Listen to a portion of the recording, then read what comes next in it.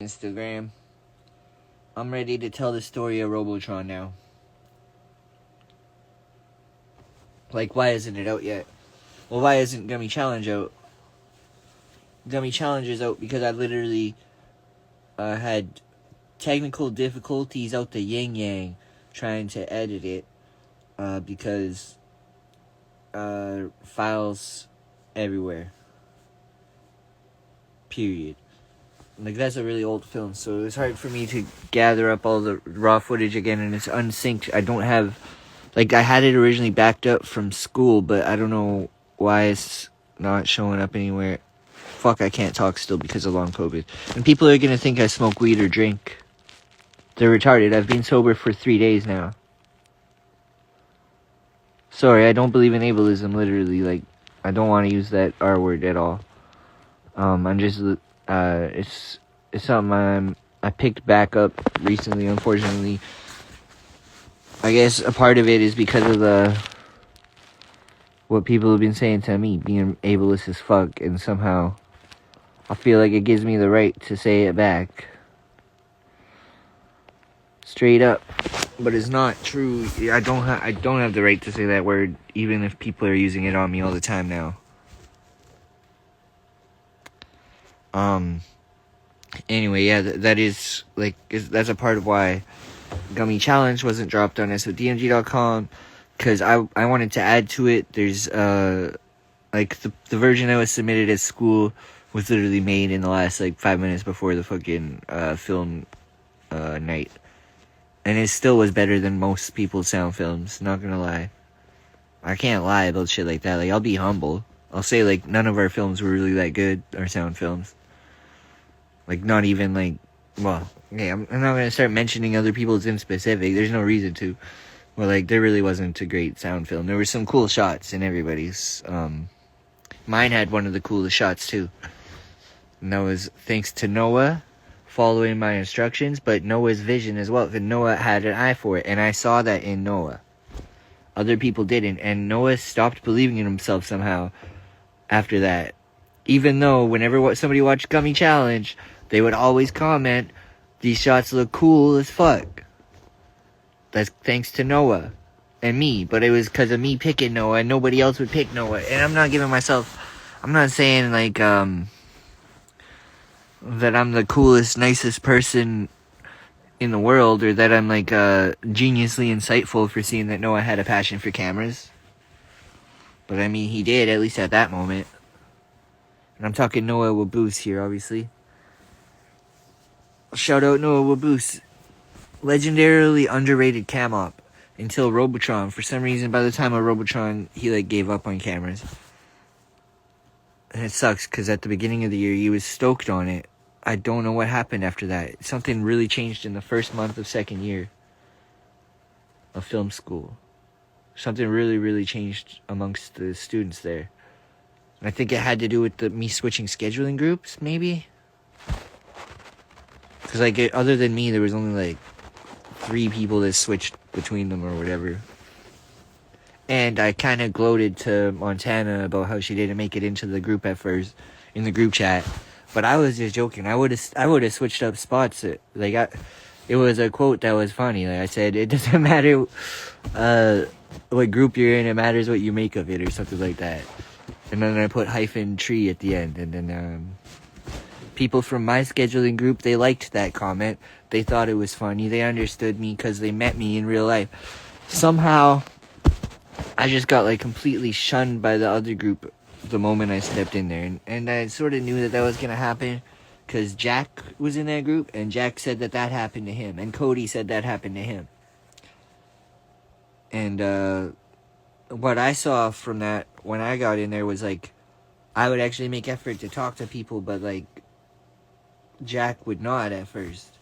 And then after the terrorist threat thing happened, or after I told Jack about the terrorist threat and tried to get his opinion on it, and I told him, like, a lot of the coincidences seem to be tied to school, he got nervous and quiet, and he stopped sitting next to me from that point on. And that's where I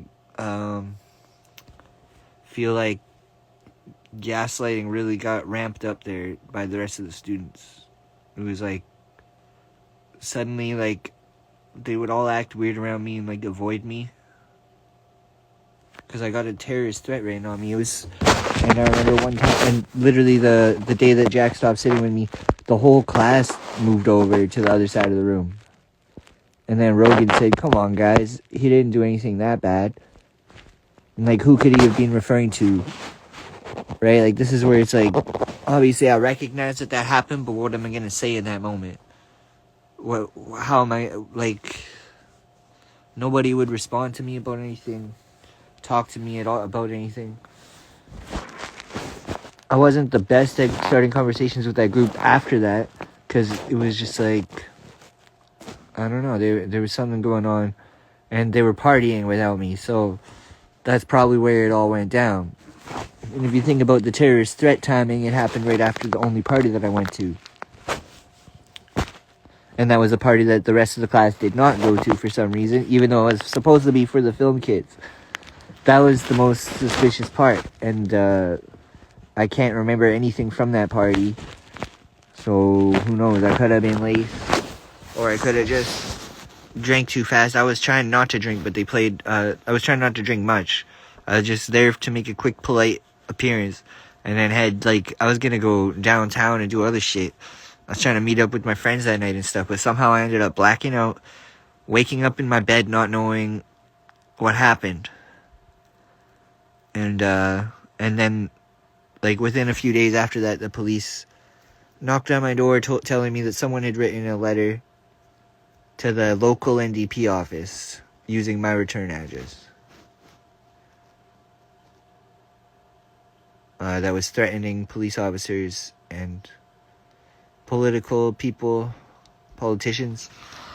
And the cop said that it was very serious threats, is how the cop described it. So I don't know what the hell he meant. He didn't show me the letter. He asked me about who else lived in the house, and I told him that the landlord was out tree planting, who I live with. And then I couldn't find the guy's number. I hadn't slept, so, like, I could not find his number in my phone. I tried to check on Facebook Messenger for his number. Could not find it for some reason. And, just told the cops his name. And that was that. Then when I called the cops back later, they didn't answer. I left a message, they didn't get back to me. I called, about the investigation to see if they had any leads from any other follow-ups, and there was nothing. And then, ever since then, shit got weird at school, and even after that, at my next workplaces and stuff like that.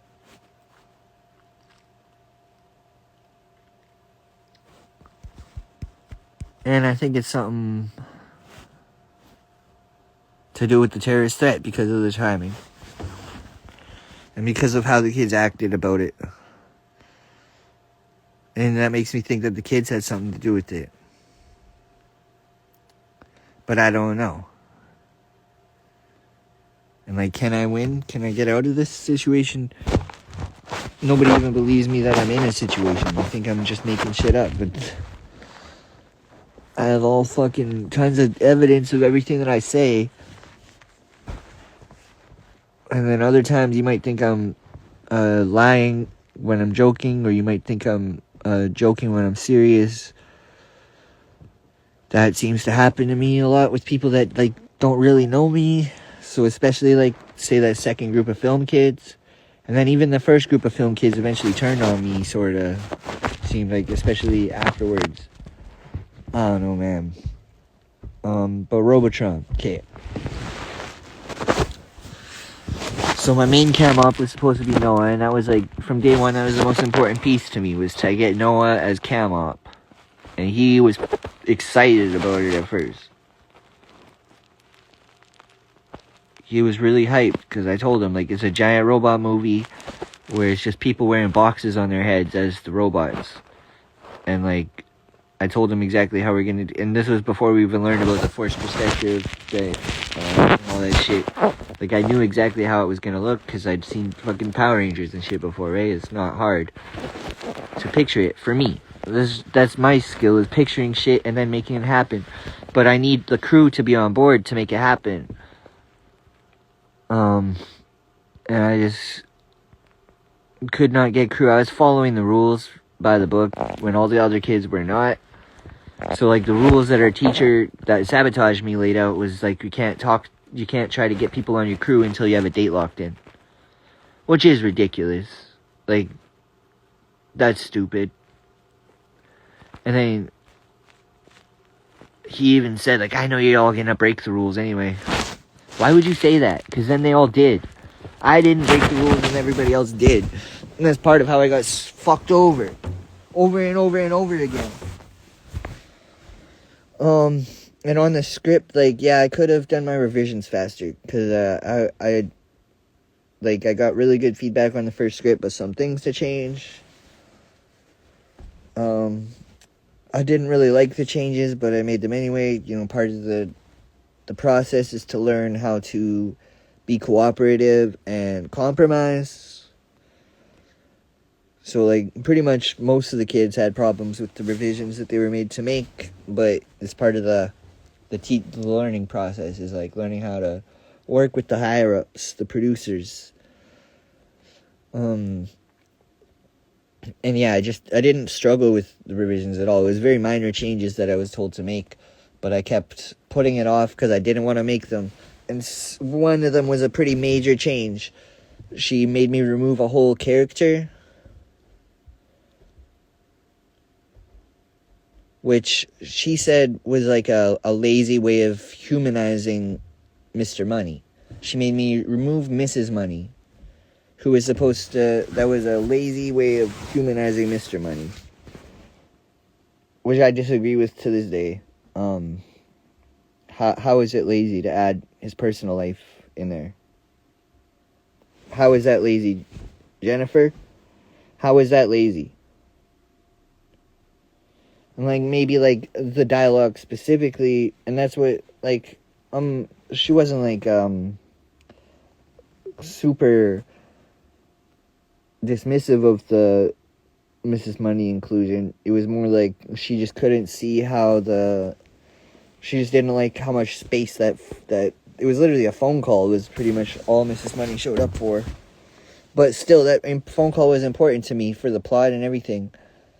And, like, I had students proofread it, even though it's not part of our, you know, we're not required to get students to proofread our work, but I wanted, like, their opinions on it, because that's my potential crew and everything.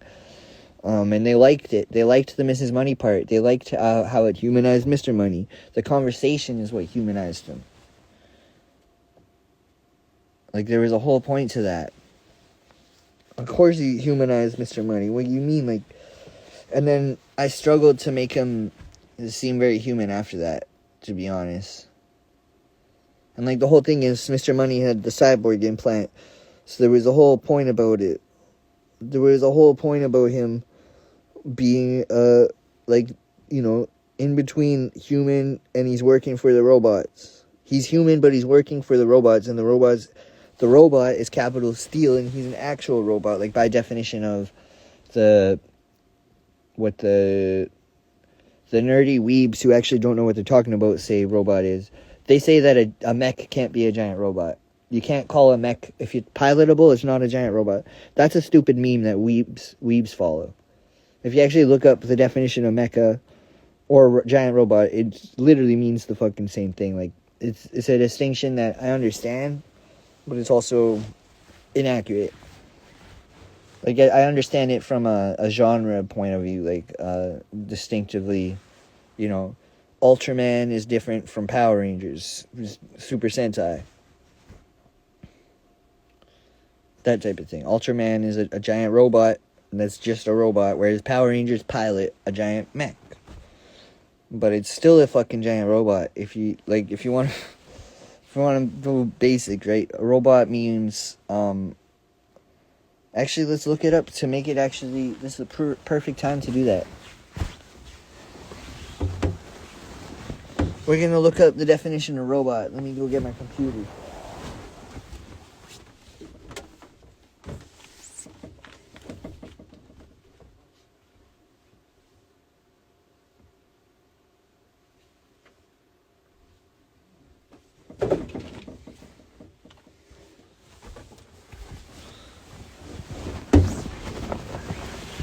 I was actually looking for iPad. There it is.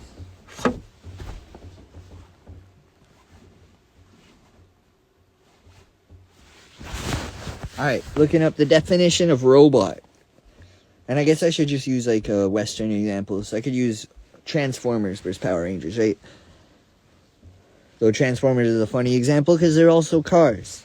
But a robot is a machine, especially one programmable by a computer, capable of carrying out a complex series of actions automatically. A robot can be guided. You hear this? A robot can be guided by an external control device, right? Or the control may be embedded within. So like those robot dogs and shit from when we were kids in the 90s, that's a robot, and we control those. We don't pilot them from the inside, but look at the definition straight from Wikipedia. The control may be embedded within. Period. Period. There is a period at the end of that sentence. I'm not just emphasizing it. Alright, here's from Merriam-Webster. A machine that resembles a living creature in being capable of moving independently, as by walking or rolling on wheels and performing complex actions. Now, actually, the Power Rangers one is a perfect example there. Because before they hop in them, they are they're sentient, basically. They're, like in a Mighty Morphin of Power Rangers, they're animals. They're robotic animals. And then they're pilotable. What do you call that? It's a mech and a giant robot. And it's literally, Giant Robot Works as the name of it. Period. Okay, let's continue. Alright, and then the rest of the definitions are like a machine that automatically performs complicated, often repetitive tasks. And fair enough. And we can, like, stretch that definition to apply as well. But we don't really need to. But, like, for instance, like, weapon systems, whatever, right? Or workload stuff. But in Robotron, these are tools of war. So it makes sense to have them pilotable. But also, there's sentient ones. But the sentient ones are the ones that are in control. This is post-singularity, basically. But except that singularity is not actually... Don't even get into it. But this movie takes place after the AI that controls them is sentient. And actually, in the script itself, we had the weapon systems actually talk. They're supposed to be anyway, but I sort of had to cut some of that stuff out from some of the revisions, but I'm pretty sure it's still in the script. Like, it's still gonna be on screen or said in a robotic voice at the end. Like, there's literally weapon systems that talk. That's robotics. And then the third one here says, a person who resembles a machine in seeming to function automatically or lacking normal feelings or emotions. That's the third definition on Merriam-Webster. And that one actually is an interesting description that kind of ties into what the characterization of Mr. Money is. Mr. Money is a human that got a cyborg implant. And he's one of the very few privileged people to do that. This is a common debate in, well, let's say philosophy or whatever, is about bio-enhancement and how exclusive and privileged that stuff will be. And it already is. It already exists. There's eye surgery. I know someone who got that eye laser stuff. Angelo did that. Must be pretty rich to get that. But anyway, yeah, the bio-enhancement stuff is exclusive to the rich people, and I was playing off that. That's why he's Mr. Money, right? And Mr. Money happens to be the manager at the workplace, at the factory. And as the manager, he's very cold and almost not human, right? And in the movie, fuck off. Put it in my phone. I'm dying. My phone's dying.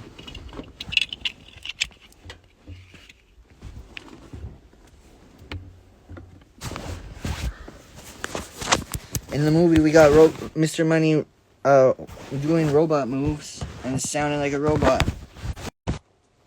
And he moves like making the sound effects as he goes. And where am I going with that? Oh yeah, about the definition of robot. So yeah, he's literally a cyborg, and that's how he's described in the script and everything. But he's a cyborg by bioenhancement. He's not like someone who is like born in a lab or anything like that. He's a human being. And part of the humanizing him was him talking to Mrs. Money about how he got his cyborg implant.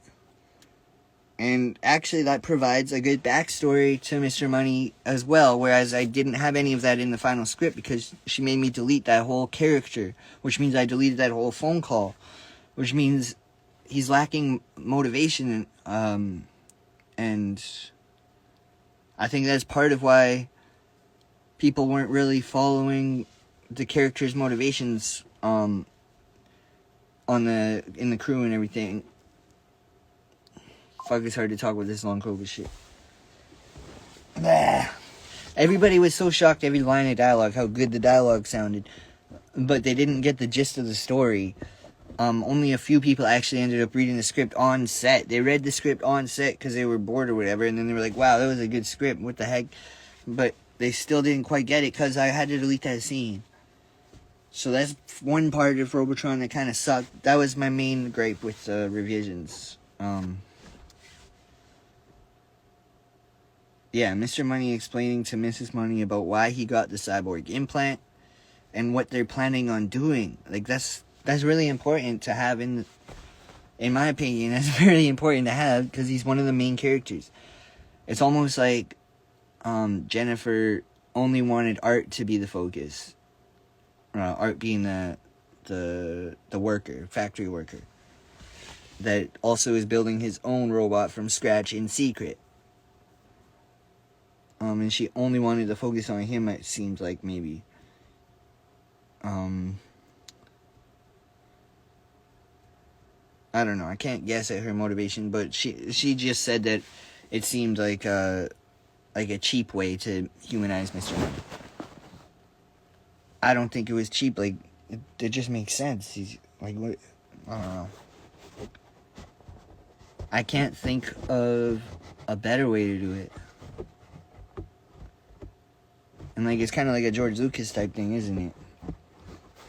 Like the prequels with Anakin's relationship is kind of, but this wasn't that at all. There was nothing to do with Riz, nothing to do with dating. It was all to do with finances and family life. Period. They had a kid, and that also had to be deleted. I literally, so many things that would have been so easy to shoot, and it got so many more people on board with the idea. It was like she couldn't visualize it, so she didn't want me to try it. When it was like super simple shit, like I wanted a glass blimp that was $20 on Amazon, and it looked like something out of the Jetsons. She's lucky I never bought that blimp because I would have been really mad. But I had already bought Mrs. Money's mask, so that's the mask you see in my DJ sets. That would have been sick, and it would have been customized just like Mr. Money's mask too, which I designed, Kyla. Don't talk crap about that. No more. I designed that mask. She did a really good job cutting it though, and I really appreciate the help. I'm not diminishing her work. It's that Skylar kept like overriding me whenever I was talking about the art and stuff. He'd be like, "Yeah, that was all Kyla. She was art director." Bro, you don't know. You jumped in at the last second to help. Like, I gave her that title because that was what I wanted her to be. And she did. She helped a lot with the art thing, so I was grateful for her, so that's why I gave her the title still. But it's not like she took time out of her day to become art director. She just was at the... Anyway, it's all good. You guys did a lot of helping, which was great. But Skylar messed up the mask. Skylar messed up that helmet really bad with the face mesh. I don't remember being so disappointed I didn't even want to say anything. Which is a disservice to him as an artsman, which isn't his forte. He didn't even have interest in that. He just wanted to hang out. And he was like weirdly frustrated and stuff. Like, I should have told him to go home.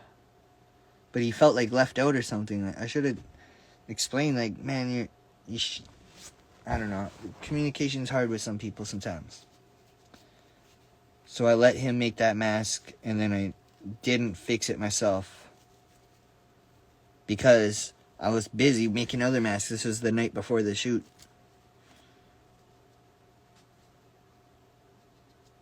And I hadn't slept in 2 days.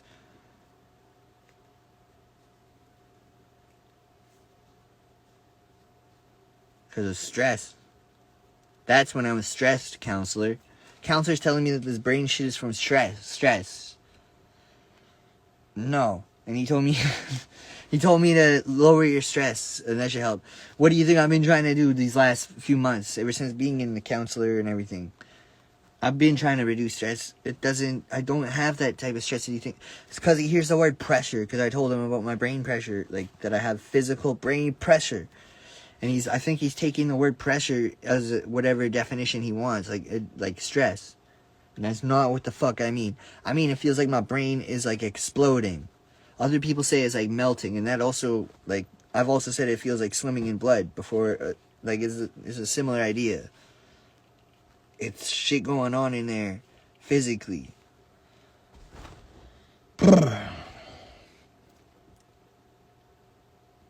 And that's what causes me to be so bad with words.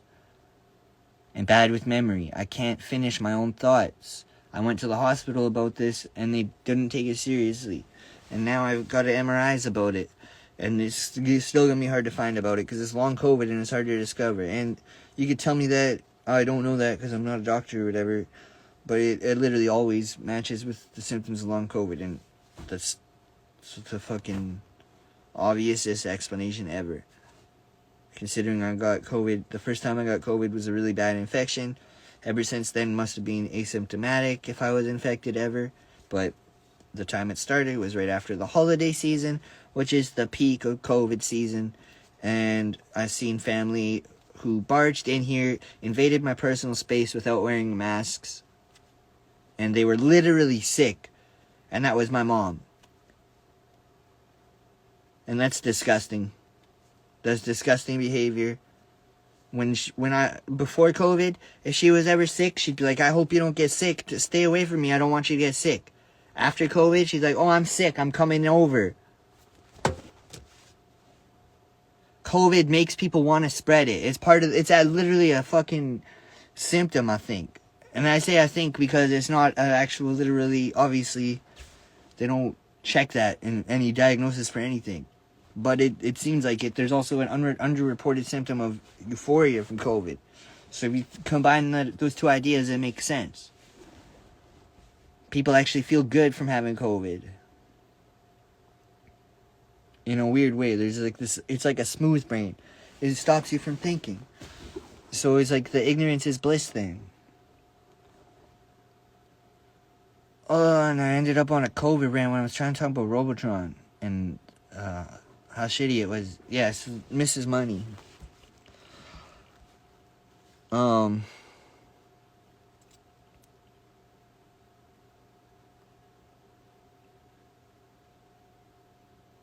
Having to remove the character of Mrs. Money really screwed the script.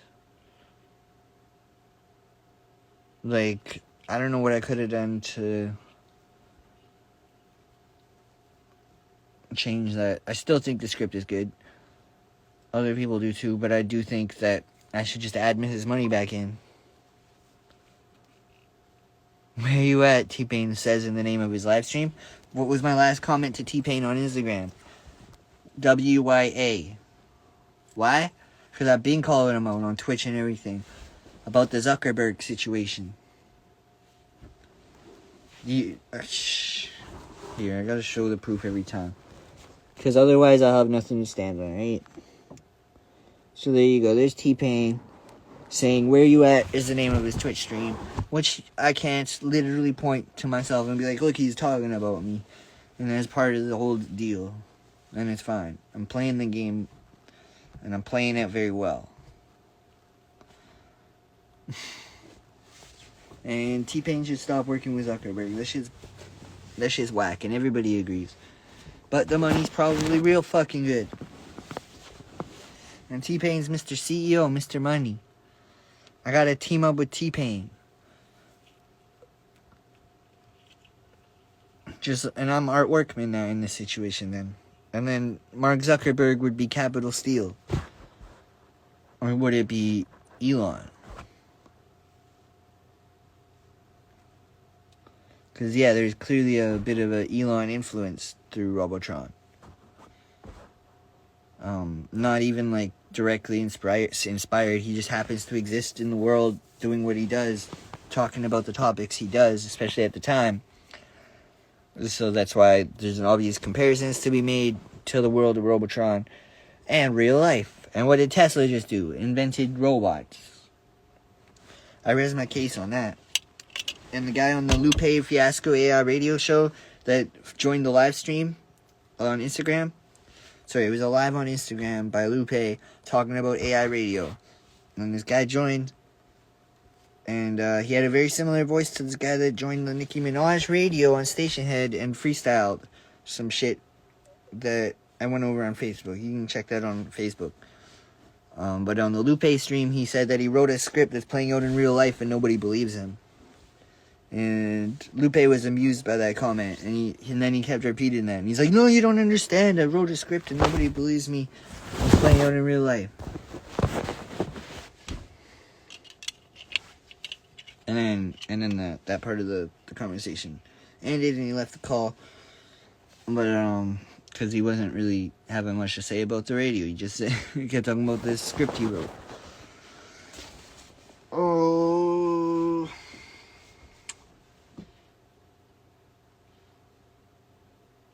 Robotron misses money. I think I covered that. And I covered the definition of robot. Giant robots. What else? So the sabotage. Okay, so yeah, getting script approved. I can't consider that sabotage. I do think that Jennifer was literally the professor that was rooting for me the most, but that itself was a bit of a sabotage, because her husband was the program coordinator. And getting into the behind the scenes of that, they literally had a whole separate process for dealing with any issues with them, because of the complications of that.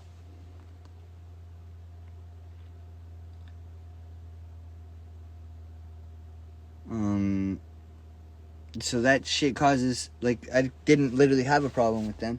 But then later on, when it came time to get my rough cut approved, so I can go on to the visual effects, that became a huge problem. Because that literally guided what I should do with the rough cut. Because the program coordinator was literally the one. Eric was the one who has to suggest our changes and approve us on our actual editing. And he kept telling me how he was talking to Jennifer at home about my thesis film. And that kind of screwed it up, because he's now not talking to me about it, right? He's talking to her about her vision of the film. He's not talking to me about my vision for the film anymore. He's only talking to her, and he's still being supportive, because, like, he understood that she saw some vision for the film, but it wasn't the same vision as mine. So it's just like, I don't know, it was tough. It was a lot.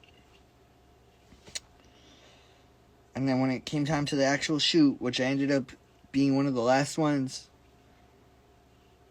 and I have, like, ADHD, so you can blame my procrastination on that. And I call it procrastination, but it's literally, it's like, just the way my brain works. Like, I was trying to perfect the script, so taking my time on it allows me to take in more thinking, and, it's not about overthinking, it's about, like, taking in, like, the right inspiration for the ideas to change and everything. And like, you might say that sounds lazy, but it's literally how my brain works. Like, so to make the changes, to feel inspired, I'd put it off in a lot of ways to feel more inspired about the changes I was making. Because otherwise, if I rushed to just make changes, I would have just put in anything, like my Power Rangers essay on the Soldier Boy website. On SODMG.com, my Power Rangers essay, that's from an elective class. Family, relationships, and intimacy class. And that, I just wrote out anything. So literally my brain works like that, where I can just write an essay, and it makes sense, and it follows the instruction, and it describes how Power Rangers represents friendship and all that, and family, and covers the topics from class, but it's kind of robotic the way that I can do that, those types of essays, but I'm just rushing it, like, just to get it done, because I'm not, well, no, there's a bit of passion behind it, like, even the choice of doing Power Rangers gave me some inspiration there, but overall, I was not trying as hard on that as I was on my Robotron script. Just for comparison of why I wouldn't just rush into it and do it, which some people might think is a better work ethic. I think that would be the lazier way of doing it, would be to just do what she says and get the revisions in right away. That to me is more lazy than putting it off, so to say, and actually thinking about what kind of changes I could make for the best. What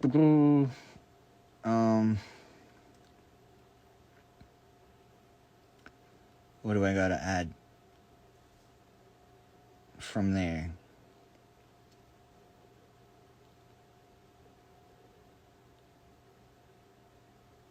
So then we go into the actual shoot. No, let's go into trying to get crew. For the first time ever, except for Mohit in first semester, other students finally claimed to have COVID. Right during the week of my shoot. There was only one other student, actually, it was Montana, that rightfully admitted she had COVID. It feels like they were literally hiding it when they got COVID, the students. And you know that because they had, they're literally, like, rooming with each other. Like, I'm local, so I wasn't doing none of that shit, but they were, like, in the campus. So, when somebody got COVID, like, they weren't following safety procedures and all, isolating, right? They were coming to class wearing masks, even after the mask mandate was removed, which is okay, but they were just wearing the surgical mask, and surgical masks don't work. That's where the studies are from that the anti-maskers are always talking about. They're talking about surgical masks and other studies that are just wrong. But the surgical masks are the ones that don't work, and that was known from day one. There's a reason why politicians were pushing double masks, because they were wearing N95s under the fucking surgicals. Because they were hogging the N95s, the politicians and the rich people. And that's not a conspiracy, that's literally on your face. Go look it up on Google Images. There's literally, look up anything about it. Like, nobody will do any research, so fuck it anyway.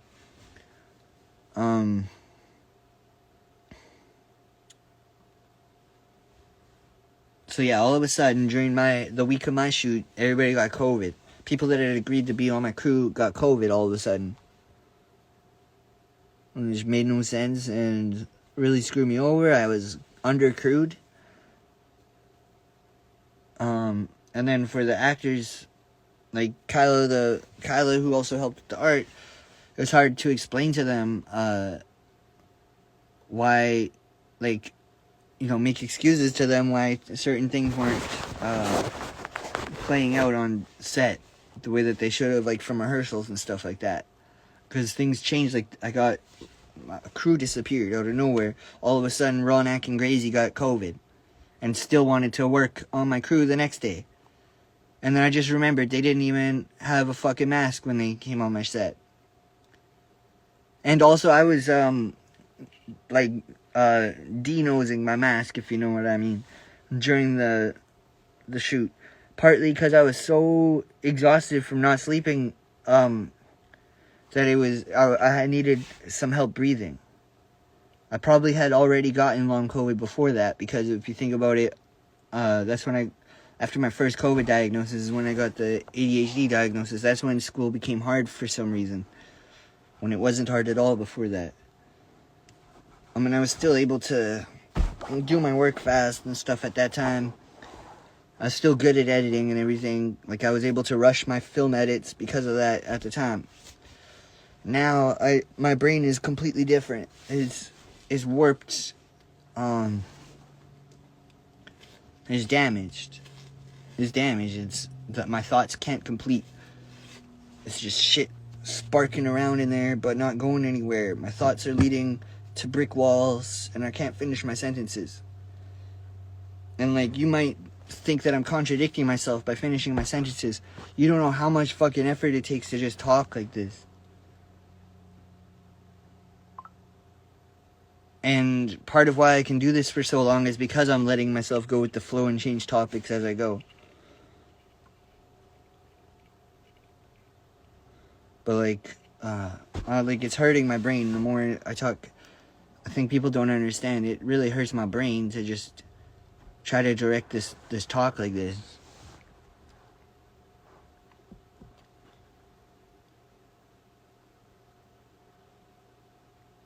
And when I say hurt, and it's not literally a physical pain, but I should describe it as a physical pain because I think I just have a high pain tolerance. And that one day recently I actually did have a horrible headache.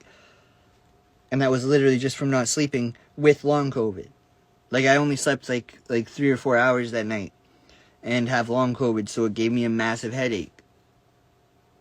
I did not drink or anything. I haven't drank in days. And beer is cheap, thanks to Doug Ford. That's one thing he did. It's been days now. Days, like multiple few days. I don't have a good memory to tell you the exact day. Friday or Thursday or Wednesday. And I never drank a lot. That's also people don't understand.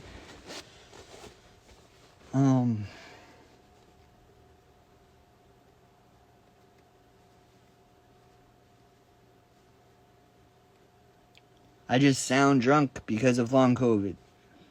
That's why drinking kind of helps me be more social, because it gives me more of an excuse socially to sound like this. And then I actually kind of talk smoother because I'm not thinking about what I'm saying. So I talk smoother when I'm drunk, whereas I sound drunk when I'm not drunk. And people think that that's alcoholism, but it's literally long COVID.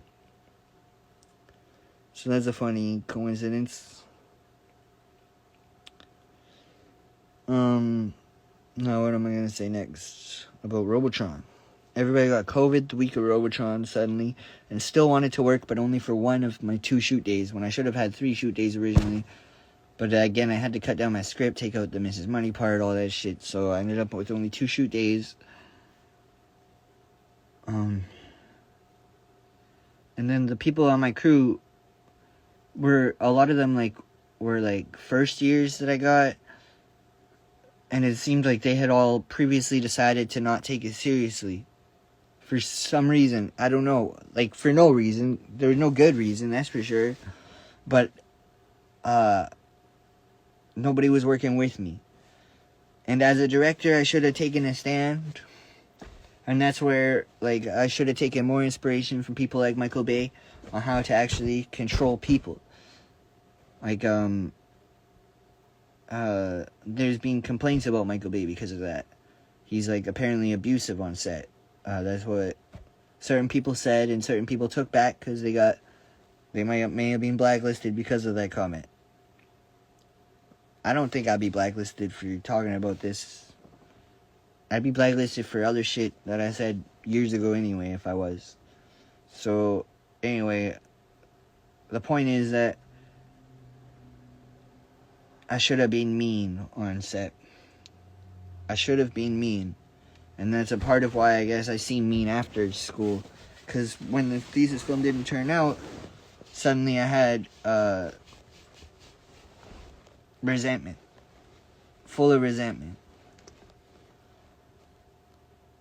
Yeah, because some of my core crew, especially Chris, really shit the bed, and he was talking shit about every other crew member.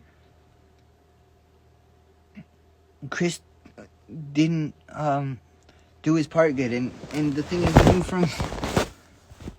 listen, shout out Chris, but fuck Chris too, because he ghosted me recently and he's fucked in the head. But he is just a kid, so I always give them the benefit of the doubt, but you can't let them pick on you either, including by ghosting you for no reason. Chris was supposed to be my gaffer. We went over the lighting beforehand, and he said with full confidence that he could do that. And then on set, he was not doing anything, right? And he was literally just going off of directly what I was telling him to do. So I was my own fucking gaffer, to be honest. But nobody wants to hear that. Well, except that it's true.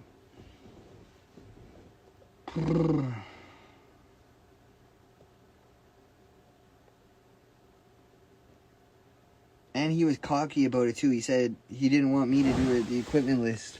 He wanted to do his own equipment list because he knew better or whatever. But then the lights he picked, he didn't even use. Oh my god. And then when it came to keeping the schedule, I didn't have an assistant director. That was huge, especially because I had not slept.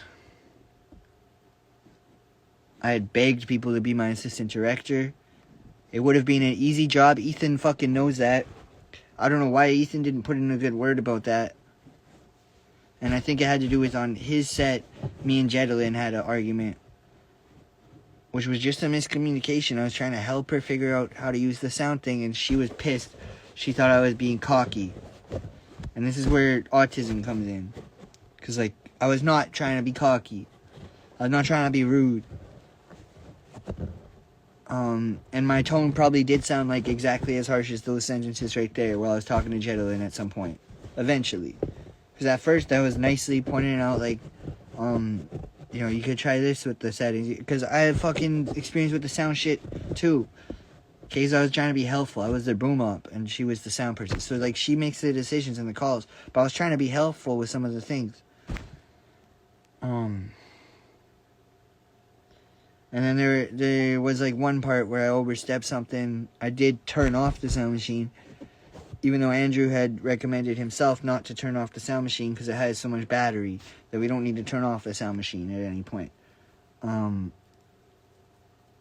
But I just thought that was arbitrary, and so, like, during lunch I had turned it off, and then she was upset about that part. So that kind of sucked. And Ethan was the director on that shoot, and so he probably noticed that and thought that I was being difficult. But it was just miscommunications, and we were both tired. We were the old people in this. And we were, like, last minute picks for Ethan's shoot, and it was the last shoot. One of the last shoots was Ethan's. And that's what Ethan said about my shoot. He was like, oh, it was one of the last shoots, so everybody was tired.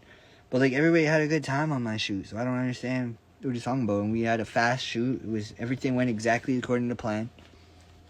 I know Logan hated the script. That I don't know. It seemed like he was judging me on it or something. But, like, because that was also the semester that I did the acting assignment with Logan, and he didn't like how I wanted him to be Robin, even though, like, I don't know. Maybe he's just got ego, like most artists do. He didn't want to be Robin because I think he didn't like how he was seen as Robin. But it's like, dog, that's Robin as fuck. You're Robin as fuck. And he's literally a good actor. Like, it was perfect. The acting assignment turned out extremely well. Like, it took very little directing from me because I literally chose people who are naturally very similar to Batman and Robin in their personalities. It was right easy. And it turned out great. And it was also kind of lazy the way I edited it, but I don't think it was in a bad way. Like, anyway, Logan didn't like the script for Gummy Challenge, and I didn't want to throw Brandon under the bus, so I didn't make any comments on it. But it was Brandon that wrote that shit, or Brandon that wrote a lot of that shit. Be the Wiz wrote a lot of that shit, so that's why he's still part of my story, because I still have to release Gummy Challenge, and there's still actors that didn't like the script. Logan, which fair enough, like, and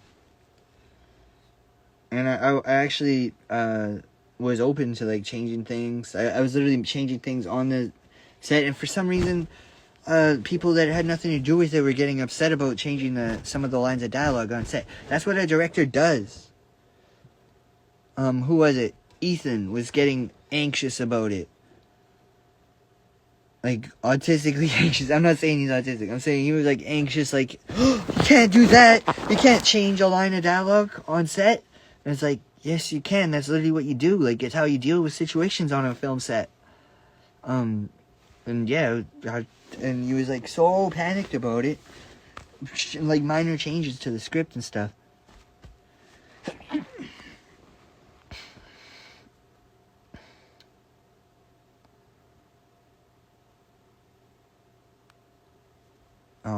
So yeah, other than those moments though, everything else was smooth on the set, right? It was literally just, Logan didn't like the script. Mohit was excited about the script. Me and Mohit went through it one-on-one before, so I think that was part of why Mohit actually understood the vision, whereas Logan was just there because he was being helpful, which I really appreciate. I really do. And he was a good pick for the part, but you could see that he was uninspired on the screen. And even in Batman and Robin, you could see it a bit. But in Batman and Robin, it's different because he was literally playing basically himself, which I think was what he didn't like about that one. And then with Gummy Challenge, kind of similar, I guess. Like, because his character was more talking to the main character about video games, I guess. But no, it was about, like, he was supposed to be playing a specific person. Chapenko. But he was Chapinko in the script, and that shit was all planned with Brandon. So don't come at me about the characters' likenesses or names. Young Shellac. Don't come at me about that shit. That was all Brandon's plan, and he had me under the impression that he had talked to you guys about that shit. Brandon had me under the impression that he was sold you guys on that script already. That he was trying to sell that pilot to an actual TV network eventually, and that he wanted me to use that for like a proof of concept, like to turn my short film into his TV pilot, basically. But like our short films are only like 2 minutes or whatever, the sound films. So I knew I couldn't do a whole TV pilot, so I told him I was just going to do the intro scene from the pilot, but adapt it into my own story based on Chris' real life story. So Chris was instrumental in Gummy Challenge 2 because his real life story inspired my sequence of events. Like the setting, characters, and dialogue was mostly from Brandon's script, and then the actual sequence of events was from Chris's real life story.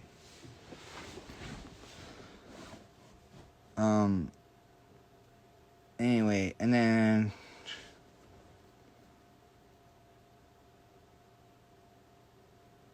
so yeah, Gummy Challenge went pretty good, but I think Logan didn't like the script because he didn't really know what was going on. And so that kind of lowers the mood when one actor doesn't like the script. But it was okay overall. Like, we all had fun otherwise. Like, you can see, even in the dance scene, Logan was laughing and having a good time, and that wasn't part of his... That was just how it went. It was a good time at times. Where was I going with that? Robotron. Yeah, so I think all of that shit kind of played into what happened with Robotron. But I think the terrorist threat and whatever happened at the parties, without me knowing any of that shit, had more to do with it. And that's just my suspicions because, I mean, shit. It just adds up that way. If you look at my pattern recognition, it just adds up. Like, after the terrorist threat, the kids started, like, ignoring me. Or after I talked about the terrorist threat, Jack specifically stopped sitting with me. And then that's when he started talking to the other group of kids. Suddenly, he started making efforts socially and talking to the other kids, which was good to see. I supported the hell out of it. Like, behind the scenes, I was okay with it. But I didn't understand why they all switched up on me. And I still don't. And I got kicked out of the film group chat for being too real eventually. But I wasn't talking about anything that had to do with them. I was just talking about music and shit. But yeah, there was a song that I sent, and then when nobody reacted to it, I started telling the story of it. Not to promote it even, but just to kind of get it out there so that it was done with. That was it. But I ended up getting kicked out of the group chat during that. And for some reason, the second years didn't stick up for me and tell them to add me back. So it tells me everything I need to know right there, that they had betrayed me a long time ago. And I don't know why they turned to my enemies. And now I have to destroy them all. Like I told Josh yesterday. With a TV show. I just had to destroy them all with success. Success is the best revenge. So that's why I'm launching my own TV show now. But it's a TV show for the internet. So basically it's like the Adam Friedland Show, which is what I started pitching in fourth semester when Adam Friedland Show was looking for crew. Adam Friedland Show was hiring crew, and we were in film school at that exact moment.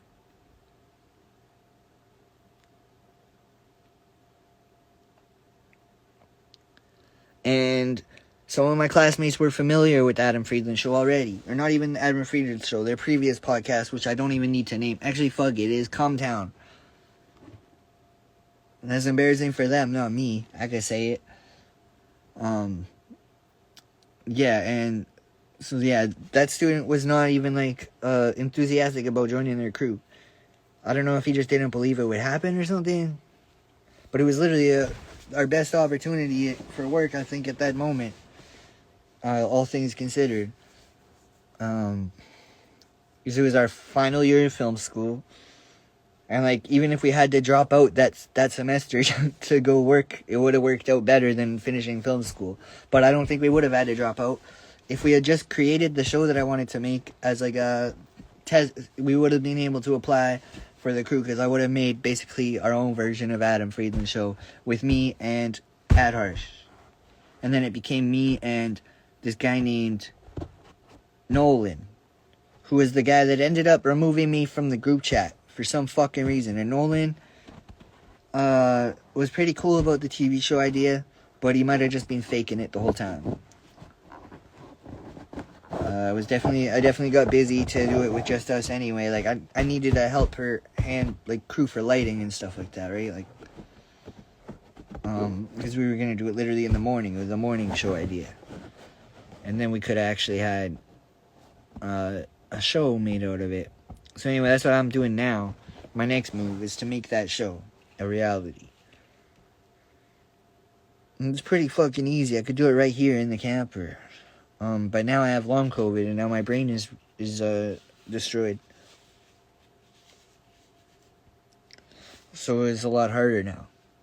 It's still easy in concept, and in that I have the idea for how it'll play out, or I have the idea of how it should look and feel. I have the idea for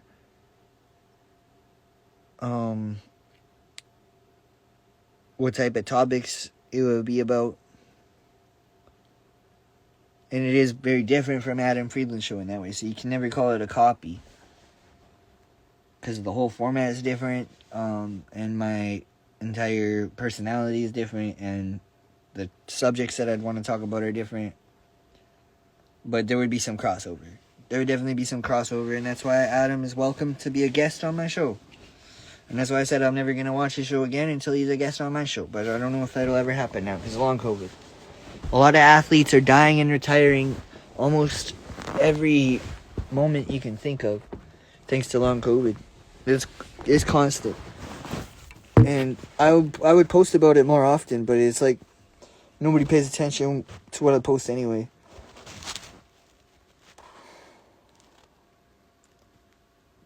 Alright, so where were they going with that? Oh yeah, the whole class betrayed me before Robotron. And I feel like during the third semester, there was a good chance for me still. But because my script wasn't one of the first approved, I had no chance of shooting in first semester. And that's when Noah got to shoot. Or no, Ethan got to shoot. What was Noah's film again? Oh yeah, I was on Noah's shoot. Ethan got to shoot. One of the first ones to shoot was Ethan. And he shot Modern Samurai, which I really wanted to work on. And for some reason, Ethan didn't want me to work on that. I wish that somebody had told me what was upsetting anybody.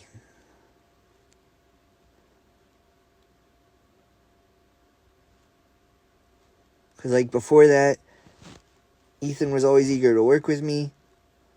Suddenly, Ethan turned on me. And then the only people eager to work with me after that were, like, Ronak, Jesslyn, and Adharsh. Because they seen how hard I worked on their films beforehand. Which Ethan wasn't a part of most of that. Was Ethan on? Yeah, Ethan was on Jesslyn's shoot, so I don't know what his deal was. But like, I ended up being Jesslyn's AD, and Adharsh wanted me really badly on his shoot, but I chose Jedlin's shoot because Adharsh was poaching from Jedlin anyway and shit, and they had their beef going on, and I was definitely Team Jedlin in that beef, but overall, I think Jedlin didn't like me anyway, for some reason. Well, no, she still liked me after that. We still got along. But there was something weird, and I think it had to do with me wearing a COVID mask, actually. Now that I think about it, after the mask mandate, me wearing a COVID mask might have just made me... That was it. It was that superficial. It was that I was protecting myself from this, what I'm experiencing now. I think the kids just didn't like that. They thought it was socially not cool, maybe, to wear a COVID mask. I literally think that's it. Like, it's pretty simple and predictable from a social standpoint, was that I didn't want to get COVID. But it's not me that was scared of COVID. That's the part of the people they're scared of COVID because they're scared to admit that it exists. They're scared to admit when they get it. They were scared of COVID. I was responding realistically to the world and what was happening. But I mean, I'm in the extreme minority on that because of the way that it played out. The mainstream bought into the capitalist propaganda about COVID being over, basically. Which was literally they just made that up. Nothing changed. All of a sudden, they just decided COVID's over. And COVID is still rampant as fuck. They say because it mutated. But the problem is the mutations... We don't know the mutations. They're constant as fuck. It's constantly evolving. And there's constantly new negative effects from it. It's just not causing... It's just a smart disease. It's just not causing as people to be hospitalized as often. Now it's literally hard to get into the hospital for symptoms I experienced. Fuck, and it's so depressing. I'm just venting now about that shit, which I should just do with other long COVID aware people. Doing it on Instagram is gonna get me shunned, ostracized socially, blacklisted, all that shit. I'm not even like discriminatory against like people that aren't COVID safe. That's the funniest part. Is people are discriminatory against me and not the other way around. Isn't that ridiculous? Don't answer that, because it is.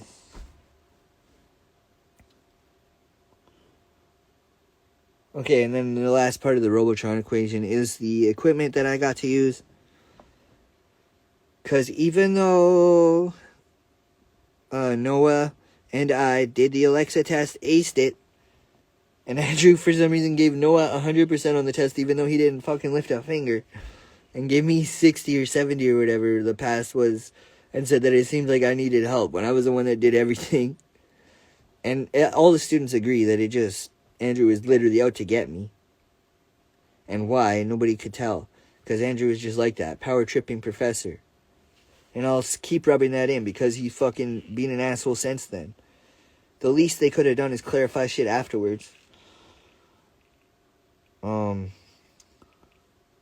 So yeah, fuck Andrew. I hope he gets blacklisted from the industry because of all the shit I talk about him. It'll never be the other way around. I know he thinks that it's the other way around. He thinks that he has all the power to control our success in the future. Andrew, nobody takes you seriously in the industry.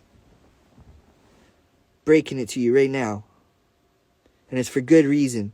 Because you're an egotistic, difficult person.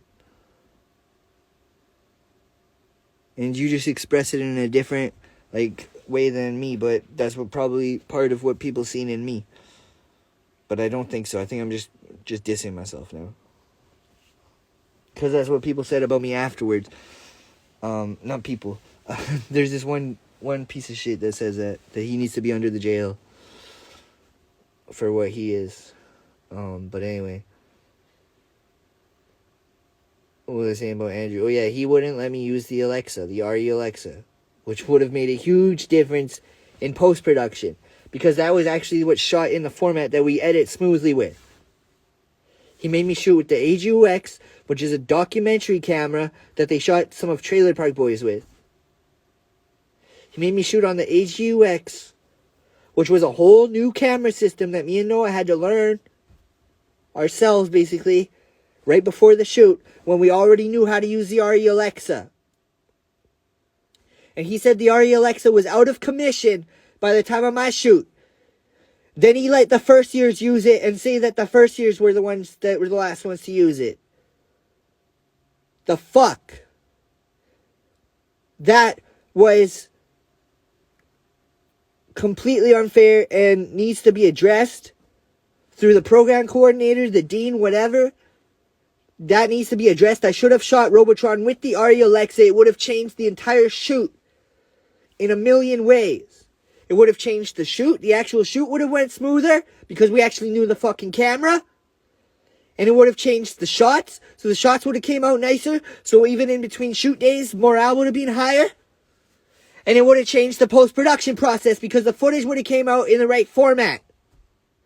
And notice how my thoughts come out more smoothly when I actually mean what the fuck I say. Because I actually don't have to think about it because I know this to be true. If I shot with the RE Alexa, Robotron would have actually came out on time, perfectly, because it speaks for it fucking self. Look at the footage, it speaks for it fucking self. So that's the end of my fucking rant. And I should have shot that shot with Chase on about the final line. We should have had flying cars by now. The final line of the film should have been the Jetsons reference because it ties in the whole tone of the fucking short film. It gives a final shebang and a final laugh, and it actually, the theme is actually extremely explicit of what the fuck Robotron is about. Anyway, we should have had flying cars by now, and we should have had Robotron by now.